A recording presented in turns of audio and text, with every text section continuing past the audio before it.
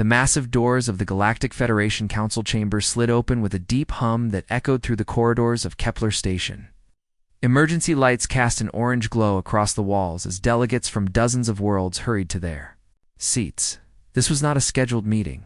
This was a crisis call that had been sent across the galaxy just hours before. Ambassador Yuna walked slowly to the center of the chamber, her blue skin pale with exhaustion. Her people, the Alterons, were known throughout the galaxy for their calm wisdom and peaceful nature.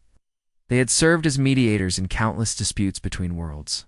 But today, Yuna's hands shook as she activated the holographic display above her head. The chamber fell completely silent as images of dead worlds appeared in the air. 12 planets that had once been home to billions of beings now showed nothing but barren rock and twisted metal. The cities were gone. The forests were gone. Even the oceans had been drained away, leaving only empty craters where water had once covered the land. Honored delegates, Yuna began, her voice barely steady. The Vorthok Hive has consumed 12 complete star systems in the past 2 months. My homeworld of Altara Prime was evacuated 3 days ago. We estimate that over 40 billion souls have been lost to these creatures. A ripple of shocked sounds moved through the chamber. Crystalline Vitari made high-chiming noises of distress. The aquatic Mercians bubbled frantically in their water tanks. Even the energy-based Luxari flickered with patterns that showed their fear. General Dexfer stood up from his position near the military section. His thick, gray skin was covered in the biosuit that kept his methane-breathing species alive in the station's oxygen atmosphere. Ambassador Yuna speaks the truth, he said through his translator device. 3 days ago, I sent our most advanced battle fleet to stop the Vorthok at Rigel Prime. 47 ships with the best weapons our science could create. He paused, his large eyes closing in what his species showed as grief. The battle lasted exactly 14 minutes and 37 seconds. Not a single ship survived. The Vorthok consumed our weapons, our shields, even our escape pods. Adapt to everything we throw at them faster than we can develop new strategies. Chancellor Mordic, of the Centaurian Union, raised one of his forearms to speak. His people had the largest military in the Federation, with fleets that protected hundreds of worlds. General Dexfer, surely our combined forces can find a solution. The Centaurian Navy has over 3,000 battle cruisers ready for deployment, and they will last perhaps an hour longer than my fleet did. Dexivor replied grimly. The Vorthok do not just fight us, Chancellor. They learn from us. Every weapon we use becomes a weapon they can use better. Every tactic we employ becomes a tactic they can counter perfectly. The chamber erupted in desperate conversation as delegates spoke frantically in dozens of languages. The universal translators worked overtime to convert the chaos of voices into something understandable. Fear filled the air like a living thing. Ambassador Yuna raised her hand for silence. There is more, she said quietly, and somehow her soft. The voice cut through all the noise. The Vorthok are not just consuming our worlds for resources. Our scientists have studied the patterns of their attacks. They are not random. They are systematic. They are learning about our entire civilization with each world they take. She activated another hologram that showed the galaxy with red markers, indicating Vorthok attacks.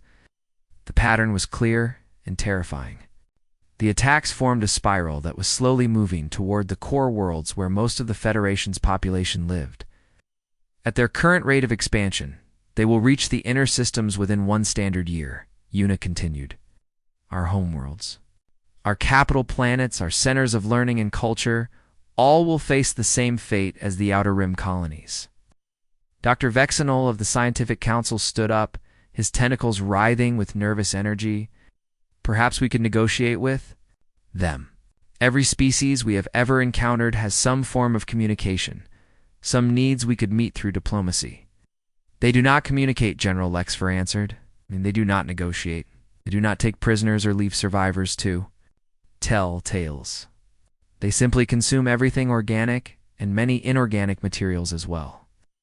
Our xenobiologists believe they are less a civilization and more a force of nature, like a galactic storm or plague.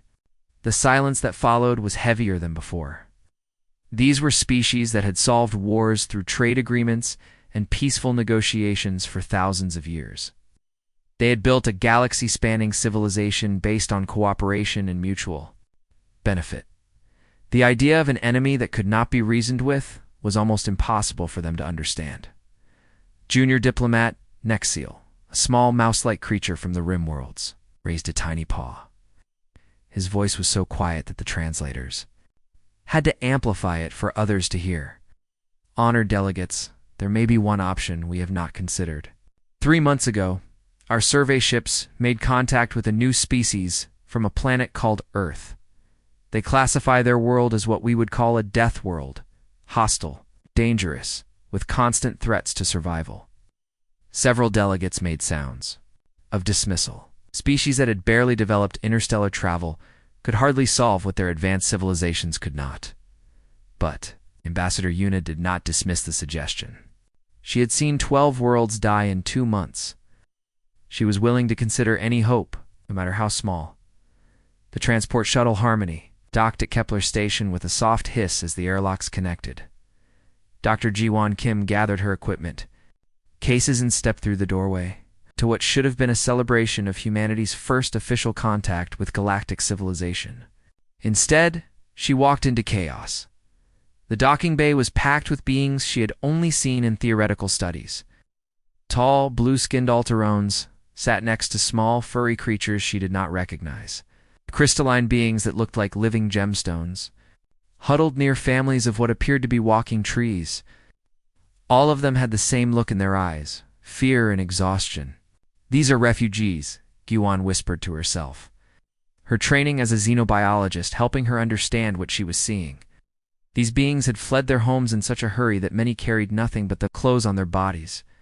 A blue-skinned woman approached her, moving with the careful grace of someone who had not slept in days. "Dr. Kim," she asked, her voice coming from a small device attached to her throat.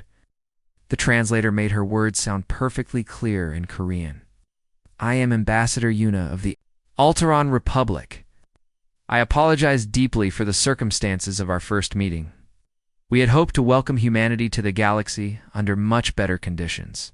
Juan looked around at the makeshift camps that filled every available space in the docking bay. "What happened here? War?" Yuna said simply. "Or perhaps it would be more accurate to say that war happened to us. We were not prepared for it."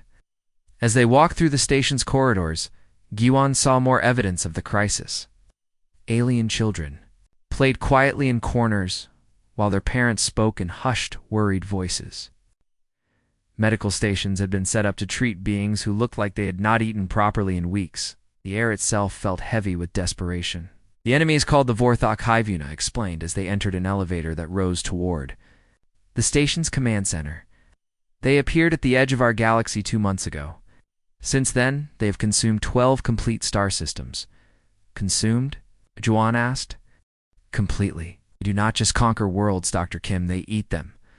Every living thing, every useful mineral, even the water from the oceans. When they are finished, nothing remains but dead rock floating in space." The elevator doors opened to reveal the Federation's Strategic Command Center.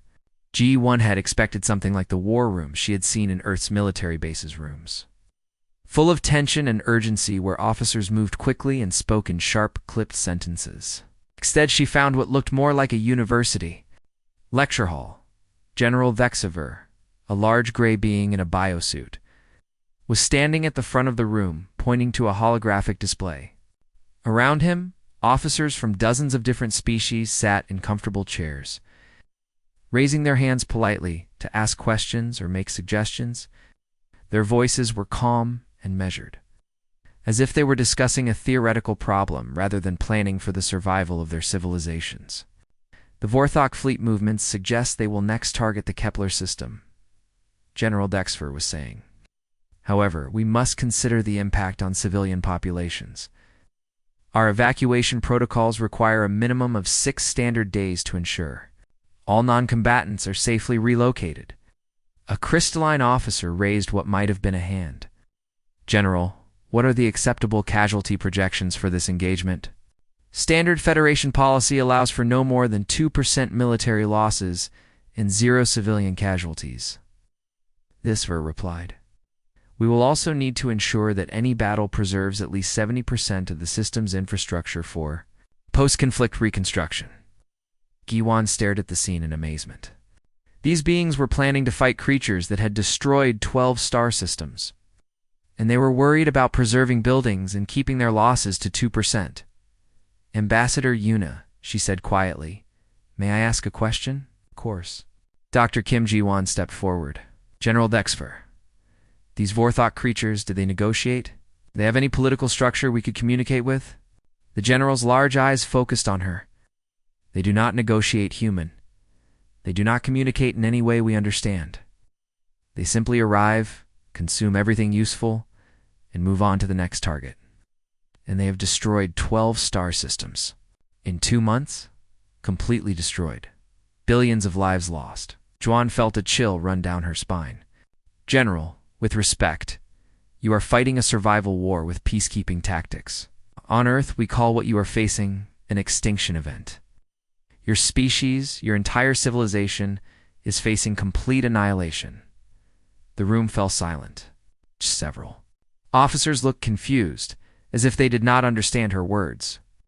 Dr. Kim, General Dexter said carefully, we cannot simply abandon our principles because we face a difficult enemy. The Federation has maintained peace for over 1,000 years by following strict rules of engagement. We do not sacrifice civilians. We do not destroy infrastructure unnecessarily. We do not accept high casualty rates. But what if following those rules means everyone dies? Yuan asked. The question hung in the air like a physical thing.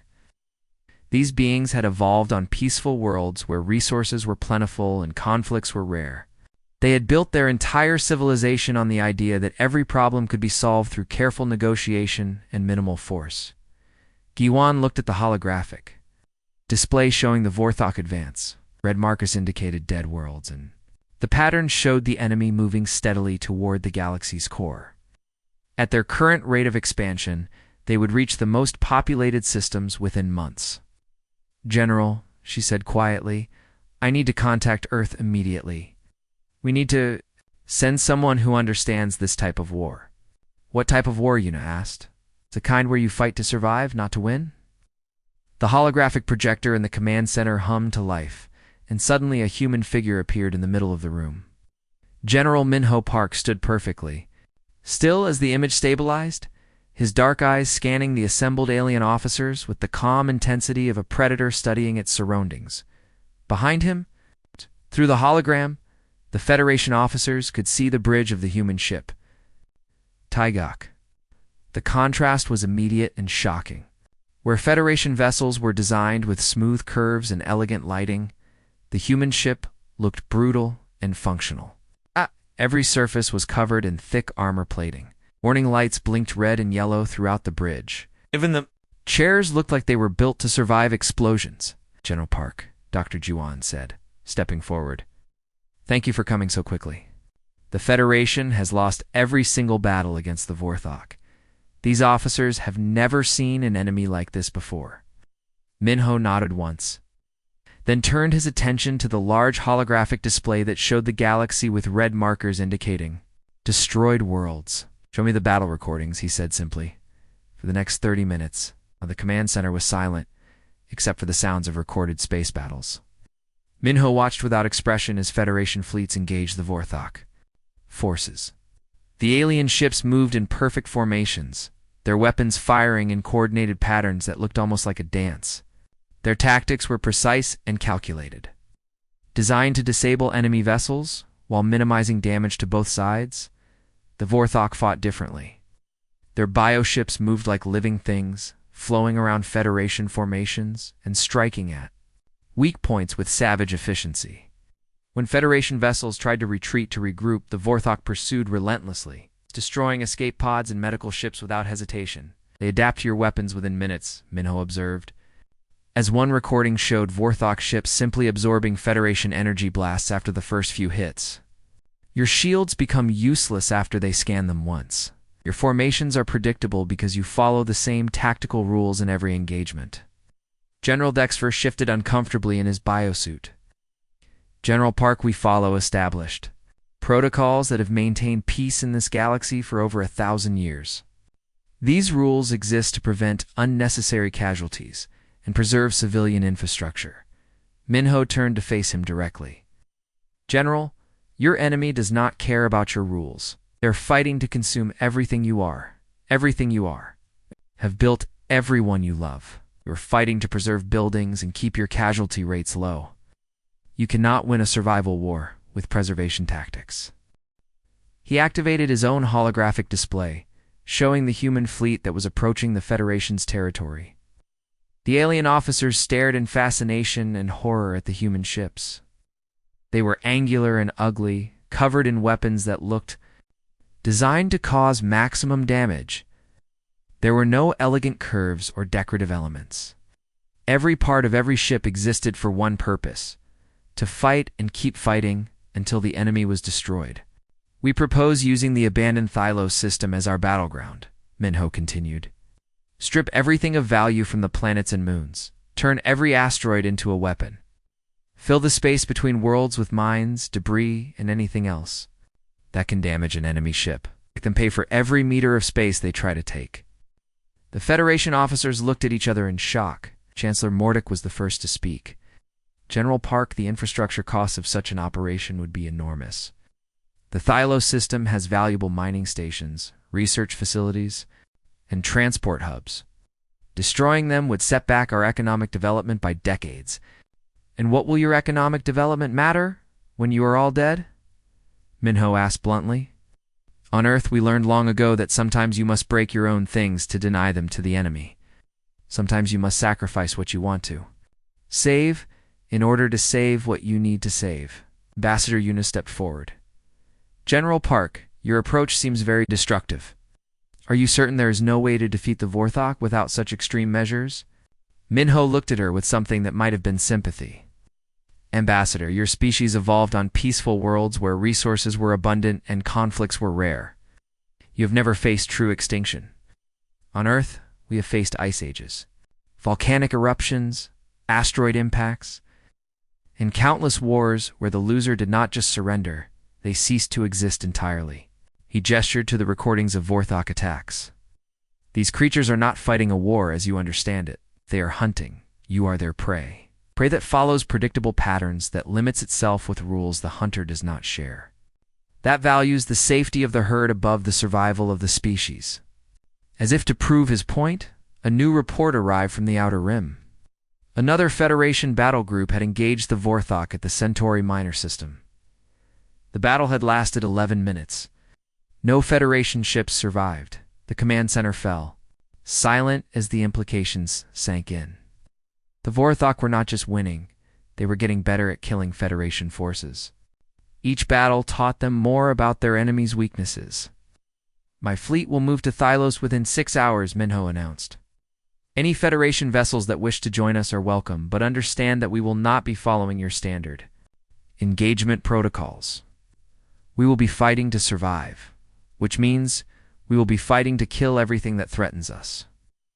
As the human fleet began moving toward the Thylos system, alien observers watched in fascination and horror. Human crews practiced fighting in situations where their ships were already damaged. They ran drills for boarding enemy vessels through breached holes. They calmly discussed mission plans that had zero probability of crew survival. Ambassador Yuna watched a recording of human soldiers, laughing as they prepared explosive charges designed to destroy their own ship if it was captured. They are not just different, she whispered to her aide. They are exactly what we need. Captain Sulji Choi pressed the final seal on her combat helmet and felt the familiar hiss of her suit's life. Support system activating.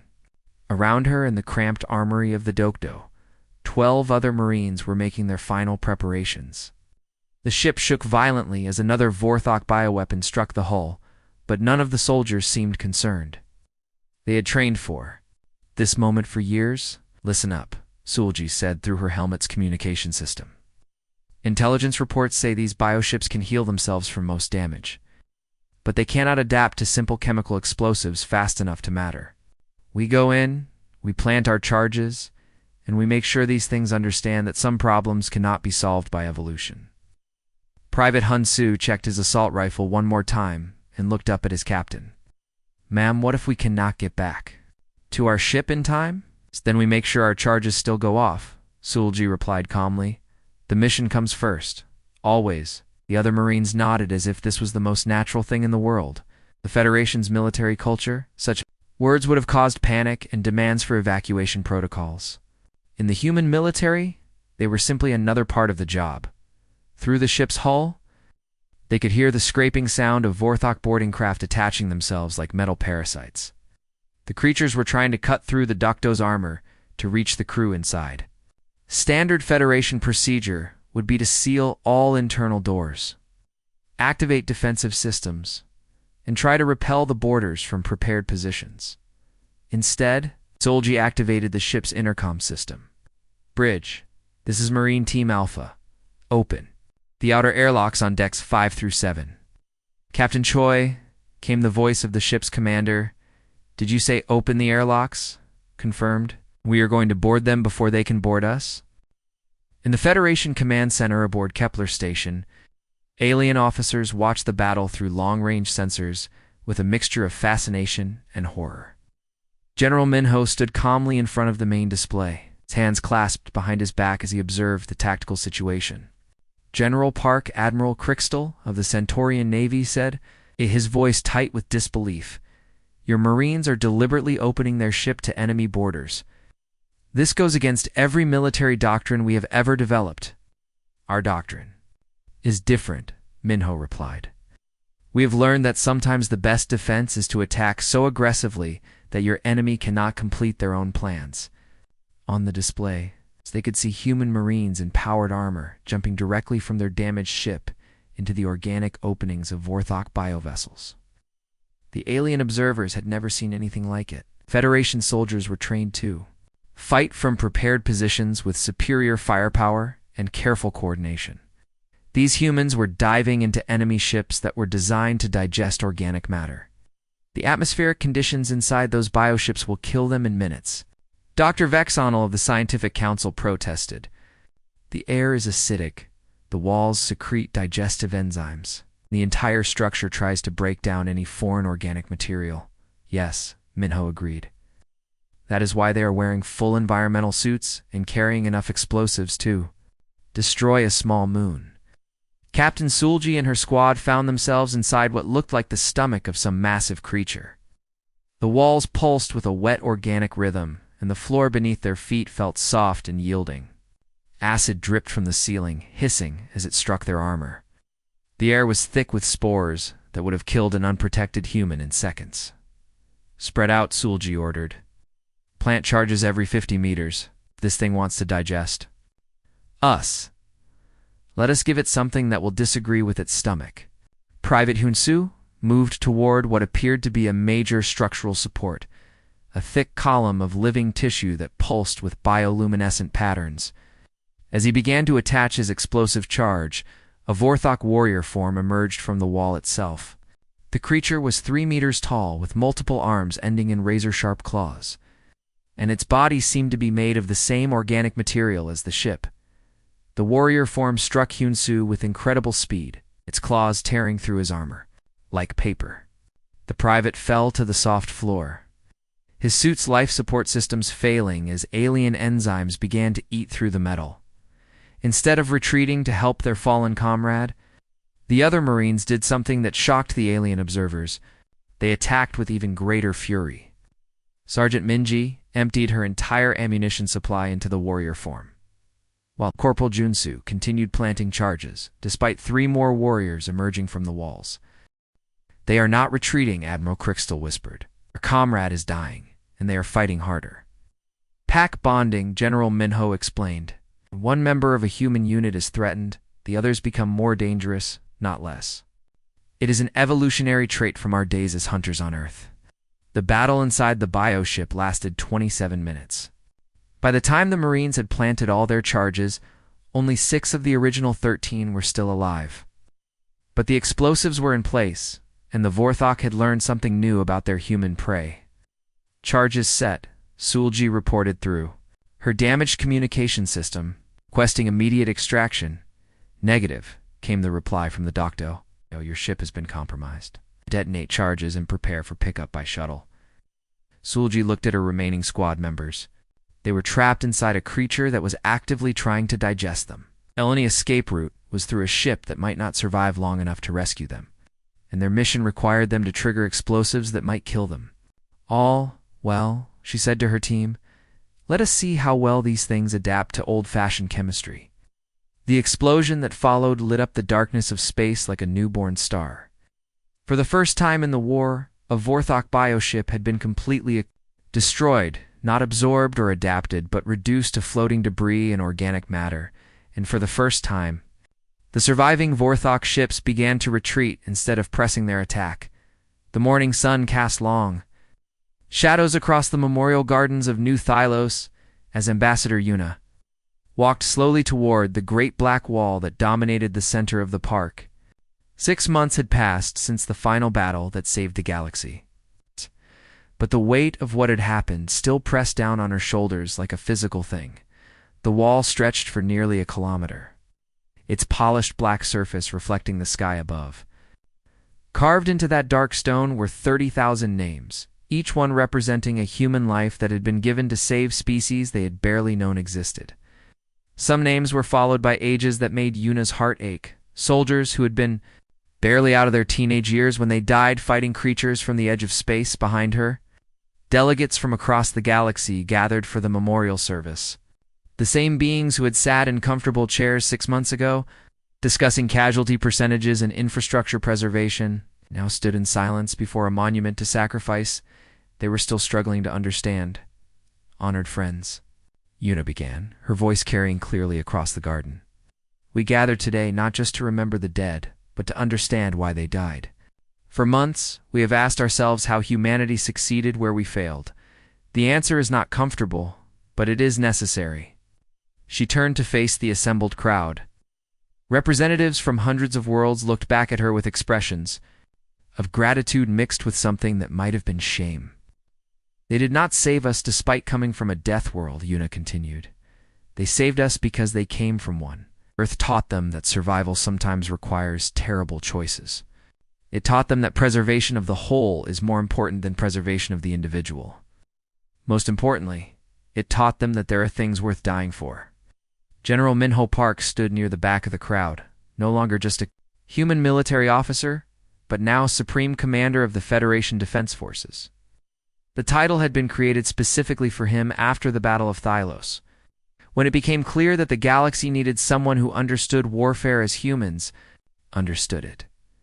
He watched as human children played in the gardens around the memorial. These were the sons and daughters of the survivors, the ones who would grow up in a galaxy made safe by their parents' sacrifice. They laughed and ran between the flowering trees that had been planted from seeds brought from dozens of different worlds, a living symbol of the unity that had emerged from the war. The Vorthok threat has been contained, Yuna announced. They have been driven back to their home system and held there by a blockade that maintains constant vigilance. But we must be honest about the methods required to achieve this victory. The blockade around the Vorthok home system was maintained by tactics that most Federation species found disturbing. Human ships patrolled the borders with orders to destroy anything that tried to escape, regardless of whether it appeared to be military or civilian. Automated weapons platforms had been seeded throughout the surrounding space, programmed to fire on any biosignature that matched Vorthok genetic patterns. It was effective, but it went against everything the Federation had believed about civilized warfare. Some species had requested that their ships be withdrawn from blockade. What? Duty because their crews could not handle the moral weight of such absolute containment. The galaxy owes humanity a debt we can never repay, Yuna continued. 43 billion lives were saved by the sacrifice of 30,000. But perhaps we can honor their memory by learning from their example. Not their weapons or their tactics, but their willingness to pay any price to protect what truly matters. The Federation Council had voted unanimously to offer humanity full membership, along with a permanent seat on the ruling council. Had also requested that human military academies be established throughout Federation space, so that other species could learn the harsh lessons that Earth taught its children. The response to these academies had been mixed. Some species embraced the training, understanding that their peaceful evolution had left them unprepared for existential threats. Others struggled with concepts that seemed to go against their fundamental nature. Dr. Ji-won Kim, now serving as Earth's first ambassador to the Federation, had been working to bridge that gap. She had established exchange programs that allowed alien officers to train alongside humans, learning not just tactics but the mindset that made those tactics possible. As the memorial service concluded, the crowd began to disperse slowly. Many visitors approached the wall to leave small tokens, flowers, stones, personal items that had meaning in their own cultures. The human tradition of honoring the dead by remembering their names had spread throughout the galaxy, becoming a shared ritual of grief and gratitude. Young Juan, the ambassador's daughter who had been born on Kepler Station during the crisis, walked up to the wall carrying a single flower from Earth. The small blue bloom looked fragile against the black stone, but it represented something important: life continuing, hope growing even in the shadow of great loss. "Mama," the little girl asked, as she placed the flower at the base of the wall, "why did the humans have to die to save everyone?" Juan knelt beside her daughter and looked up at the names carved into the stone.